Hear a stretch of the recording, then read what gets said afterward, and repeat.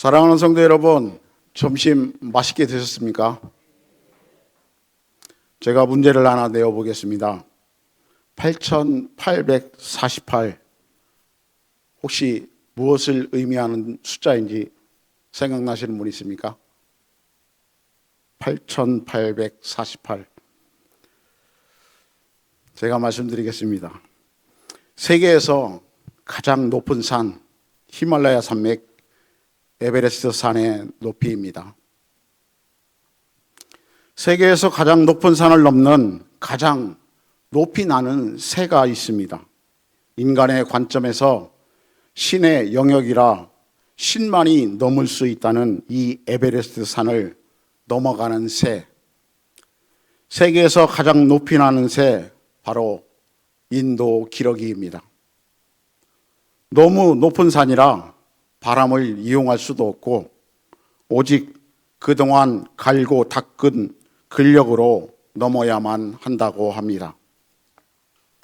산이 너무 높아 낮은 곳으로 우회도 없다고 합니다.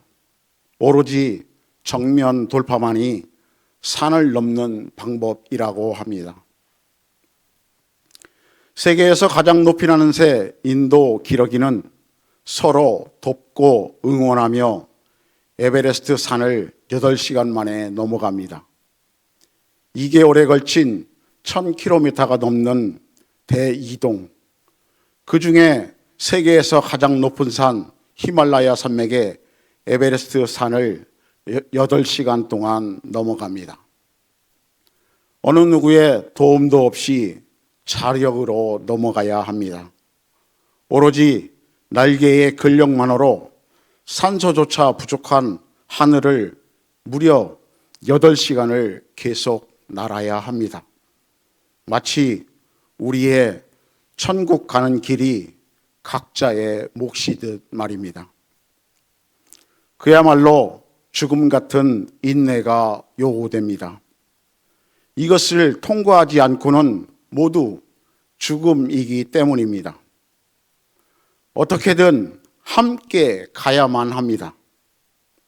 무리 앞에서 이끄는 리더가 힘에 부치면 바로 다음 새가 리더를 해가며 난코스의 비상을 멈추지 않습니다. 앞서가는 리더는 그 거센 바람을 헤치고 나아갑니다.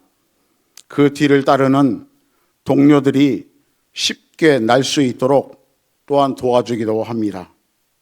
마치 이 상황을 연상하면 우리는 각자의 믿음이 천국으로 넘어가는 별개의 몫이라는 절대 진리와 같은 삶의 실체적 의미를 우리에게 부여하고 있다는 것을 또한 알 수 있습니다. 이들은 먼 길을 날아가는 동안 끊임없이 울음소리를 냅니다.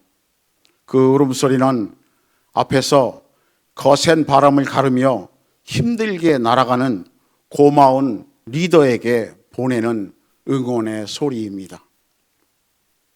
만약 어느 동료가 아프거나 지쳐서 대열에서 이탈하게 되면 다른 기러기 2마리도 함께 대열에서 이탈해 지친 동료가 원기를 회복해 다시 날 수 있을 때까지, 또는 죽음으로 생을 마감할 때까지 동료의 마지막을 함께 지키다가 무리로 다시 돌아갑니다.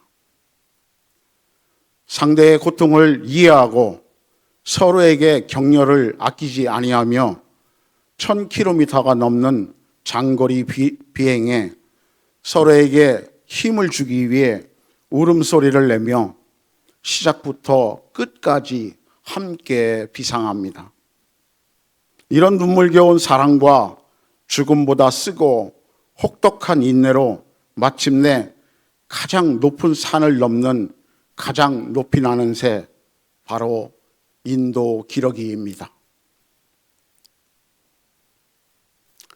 어떤 기러기 학자가 별빛이 보이는 밤하늘을 날아가는 기러기 무리의 광경은 형언할 수 없을 만큼 아름답다고 하였다고 합니다. 하지만 인간의 감상과는 달리 기러기는 어쩌면 생사를 넘나드는 극한을 견디며 죽을 힘을 다해 날고 있었을 것입니다. 사랑하는 성도 여러분, 2026년 사순절 고난주간을 보내면서 오늘 이 자리에서만큼은 조금 엄숙하게 저와 여러분이 깊이 주님의 고난을 기억하며 우리 자신을 말씀 앞에 비춰 보아야 하지 않을까요? 우리 그리스도인도 마치 인도 기러기처럼 천국을 향해서 비상하는 이 땅에서의 삶과 너무나도 흡사하다고 생각하지 않으시나요? 하나님이 창조하신 목적에 맞게 협력하며 조화를 이루는 삶을 살아가는 인도 기러기를 우리는 볼 수 있습니다. 여기서 협력이란 바로 사랑에서 출발하는 것입니다. 오늘을 살아가는 우리도 아담과 하와가 범죄하기 이전에 하나님의 형상을 예수 그리스도에 의해 힘입어서 살아내야 합니다. 오늘 본문 두 절의 말씀을 깊이 상고해 보도록 하겠습니다. 첫 번째로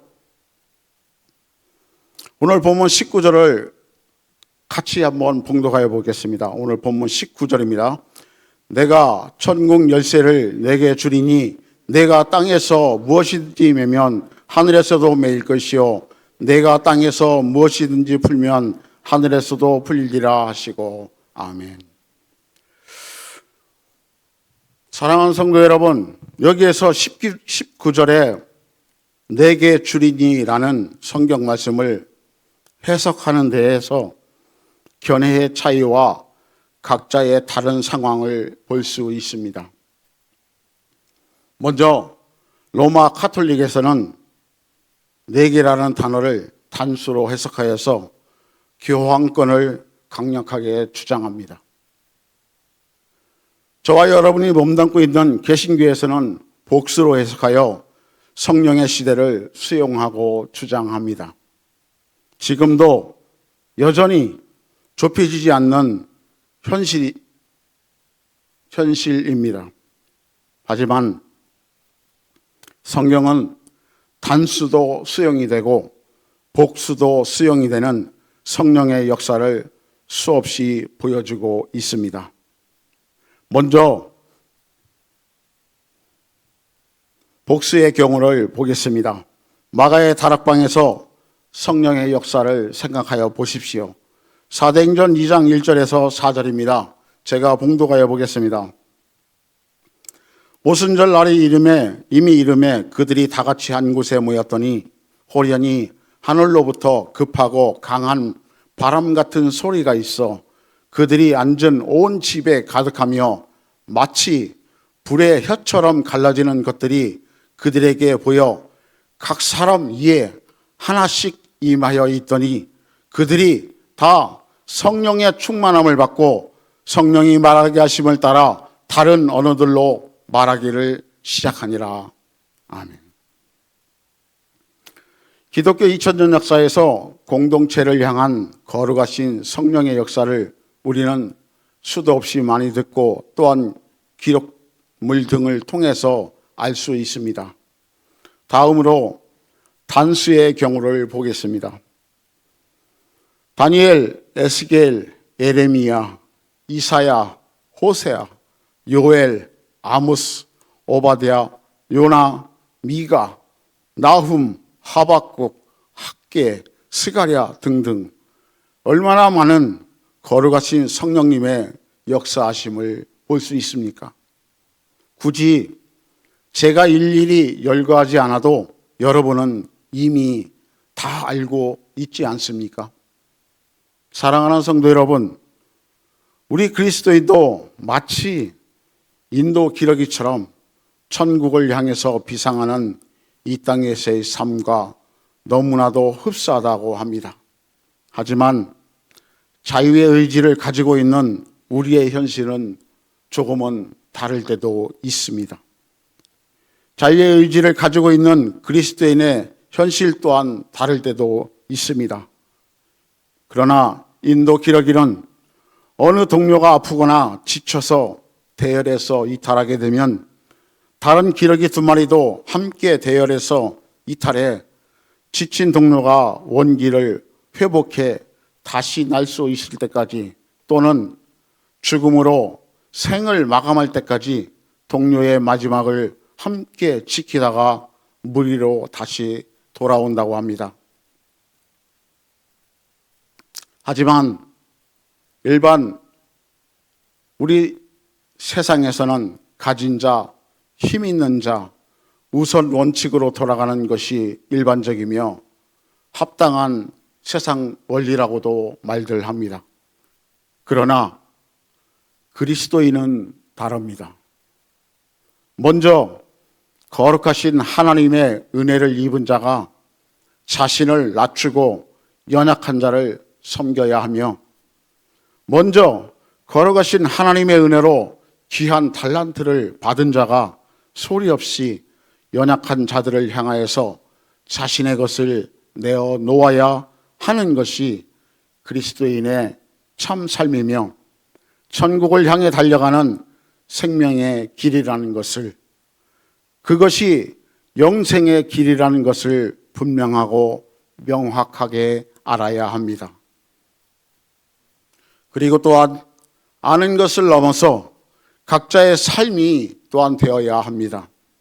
여기에 있는 저와 여러분의 삶이 이렇게 살아야 한다는 것입니다. 얼마 전 부산의 한 대형교회에서 담임 목사가 부교역자에게 일반인에게도 입에 담지 못할 폭언을 해서 문제가 되었다고 합니다. 참으로 우리의 심령을 치며 통곡하고 회개해야 하는 일입니다. 사랑하는 성도 여러분, 부자와 나사로를 보십시오. 부자의 가진 것이 다 무슨 소용이 있었습니까?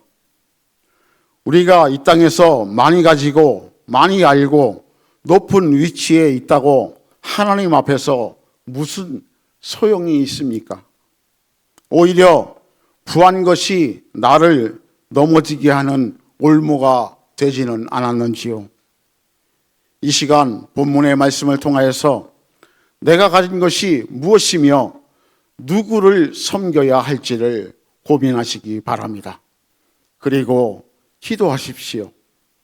나의 달란트가 무엇이며 누구를 섬겨야 할지를 고민하십시오. 그리고 기도하십시오. 고린도전서 10장 12절입니다. 그런즉 선줄로 생각하는 자는 넘어질까 조심하라. 자칫 자신의 가진 것, 자신의 달란트가 우상이 될 수 있다고 고린도전서 10장에서 말씀하고 있습니다. 사랑하는 성도 여러분, 우리는 인류의 긴 역사 속에서 동시대에 이 땅에 태어나 함께 살아가고 있는 그리스도 공동체입니다. 기왕이면 이웃들과 그리스도 안에서의 형제들과 서로 사랑하고 배려하며 용기와 격려 속에 살기를 소망합니다. 너 왜 아파? 너 왜 그래? 라는 말이 아니고, 그래, 너 아프구나. 힘내. 그래, 너 괴롭겠구나. 힘내. 라고 위로를 하시기를 소망합니다. 인도 기러기 못지않게 더 높이, 더 멀리, 더 힘차게 함께 하나님의 꿈과 희망찬 비상을 하기를 소망합니다. 아름답고 행복한 내일을 바라며 지나가면 영영 다시 돌아오지 않을 소중한 오늘을 열심히 살아가시는 하청 성도님들의 비상을 소망합니다. 두 번째로 오늘 본문의 17절을 같이 봉독하여 보겠습니다. 17절입니다. 예수께서 대답하여 이르시되 바요라 시므나 내가 복이 있도다. 이를 내게 알게 하니는 겨루게 아니요 하늘에 계신 내 아버지라. 아멘. 여러분, 초라한 예수님의 모습을 상상하여 보십시오. 나사렛에서 무슨 선한 것이 나겠냐고 말한 나다나엘의 말을 생각하여 보십시오. 그리고 당시의 기록에 의하면 목수라는 직업은 가장 흔하면서 가족의 생계도 유지하기 위해 벅찬 직업이 목수였다고 합니다. 본문의 시작을 13절에서 지명을 말하며 시작합니다. 예수께서 빌립보 가이사랴 지방에 이르러 제자들에게 물어 이르시되 사람들이 인자를 누구라 하느냐. 빌립보 가이사랴 지방에 이르러, 이것을 오늘날로 비유하면 서울의 롯데월드나 남산타워, 부산의 해운대의 야경 등, 또한 더베이 101 등등 도시의 번화가 한 복판에서 시골 촌뜨기인 허름한 복장을 하고 있는 예수님이 물어보셨습니다. 너희는 나를 누구라고 하느냐? 하지만 우리는 우리 앞에 보이는 사물에 더 관심을 쏠리게 되는 것이 우리 사람의 일반적인 마음입니다. 그런데 베드로는 고백합니다. 마태복음 16장 10절입니다. 시몬 베드로가 대답하여 이르되 주는 그리스도시요 살아계신 하나님의 아들이십니다. 아멘. 사랑하는 성도 여러분, 여기에서 사람들은 베드로를 주목합니다. 성도 여러분, 베드로 뒤에 계시는 성령 하나님을 주목하시기 바랍니다. 예를 들어 어느 목사님을 통하여서 치유가 일어납니다. 그러면 사람들은 목사님을 주목합니다. 성도 여러분, 목사님 뒤에 계시는 성령 하나님을 주목하십시오. 어느 부흥사를 통하여서 기적이 일어납니다. 그러면 사람들은 부흥사를 주목합니다. 성도 여러분, 뒤에 계시는 성령 하나님을 주목하시기 바랍니다. 그런데 여기에서 신앙 고백과 삶으로 살아내는 것 두 가지 모두 중요함을 마태복음에서 전하고 있습니다. 21절 이후에 예수님이 제자들에게 십자가의 고난과 죽음을 말씀하실 때 항변하는 베드로를 볼 수 있습니다. 마태복음 16장 22절입니다. 베드로가 예수를 붙들고 항변하여 이르되 주여 그리 마옵소서, 이 일이 결코 주께 미치지 아니하리이다 라고 합니다. 자신의 편안함과 안락함을 위해서 앞에서의 고백과는 전혀 다른 베드로의 삶의 자세의 유혹에 빠지는 모습을 또한 우리는 볼 수 있습니다. 늘 오늘 본문 말씀은 오늘을 사랑하는 저와 여러분들, 그리고 이 시대의 그리스도인들에게 말씀하시길, 너희들이 모여서 예배하고 공동체 생활을 할 때는 베드로의 신앙 고백을 할 수 있으며 또한 그것을 주님이 기뻐하신다고 합니다. 그러나 오늘 본문을 통하여서 거룩하신 성령님께서 이 시간 저와 여러분에게 또한 물어보십니다. 너희가 세상에 나가서 나는 너희에게 누구인가? 너희가 세상의 문제 앞에서 나는 너희에게 누구인가? 너희가 세상에서 잘 되어질 때 나는 너희에게 누구인가? 라고 주님이 질문하십니다. 사랑하는 성도 여러분, 아무리 입술로 고백하여도 삶에서 일어나는 온전한 변화를 경험하지 않으면 그 고백도 지극히 인간적인 형태로 돌아서게 된다는 것을 본문을 통하여서 알 수 있습니다. 사랑하는 아쪽교회 성도 여러분, 오늘 하루도 인도 기록기처럼 서로를 이해하며 격려하시고 이번 한 주간도 예수님이 나에게 누구이신지를 스스로에게 질문을 던지시며 하나님의 말씀으로 점검하며 삶을 살아내실 주님의 이름으로 간구합니다. 그리스도 안에서 큰 평안과 축복이 여러분과 함께 하시기를 바랍니다. 기도하겠습니다.